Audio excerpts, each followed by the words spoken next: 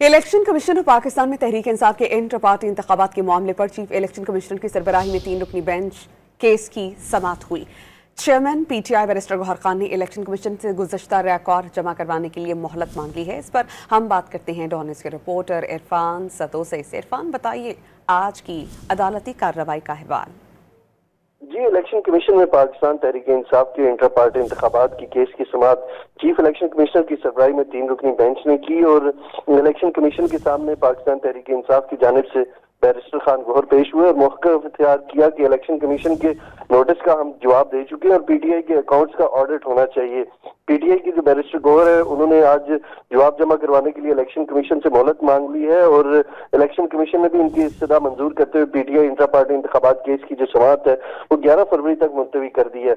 आज बैरिस्टर गौहर ने election commission के बाहर मीडिया से बात करते हुए ये इंकशाफ भी किया कि उनकी जो जमात है वो दुनिया की छठी बड़ी सियासी जमात है और उन्हें अभी तक इंटर पार्टी इंतखाबात के खिलाफ जो है वो पार्टी सर्टिफिकेट जारी नहीं किया जा रहा। और इसके अलावा उन्होंने ये भी कहा कि जो इनके खिलाफ दरख्वास्त गुजार है उनमें से 5 ऐसे हैं कि जिन्होंने इंतखाबात में हिस्सा ही नहीं लिया। तो उन्होंने कहा कि हमारे साथ ज्यादती हो रही है और इलेक्शन कमीशन हमें पार्टी सर्टिफिकेट जारी करे। जी बहुत शुक्रिया इरफान, आप हमें अपडेट कर रहे थे इस बारे में।